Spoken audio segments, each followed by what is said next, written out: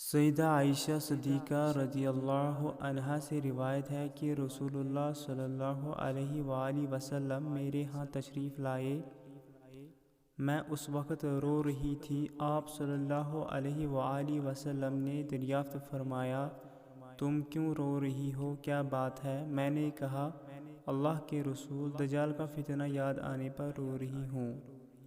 رسول اللہ صلی اللہ علیہ وآلہ وسلم نے فرمایا، اگر میری زندگی میں دجال آ گیا تو میں اس کا مقابلہ کرنے کے لیے تمہاری طرف سے کافی ہوں گا، اور اگر وہ میرے بعد نمودار ہوا تو اللہ تعالیٰ تمہاری حفاظت کرے گا، اور یاد رکھو کہ تمہارا رب کانا نہیں ہے۔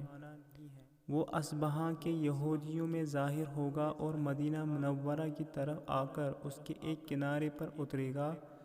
ان دنوں مدینہ منورہ کے 7 دروازے ہوں گے۔ اس کی حفاظت کے لیے ہر دروازے پر 2 فرشتے مامور ہوں گے۔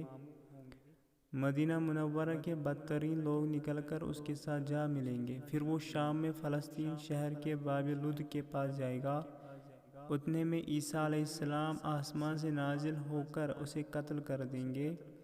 اس کے بعد عیسیٰ علیہ السلام زمین پر ایک عادل اور مصنف حکمران کی حیثیت سے 40 برس گزاریں گے۔ مسند احمد، حدیث نمبر 13015۔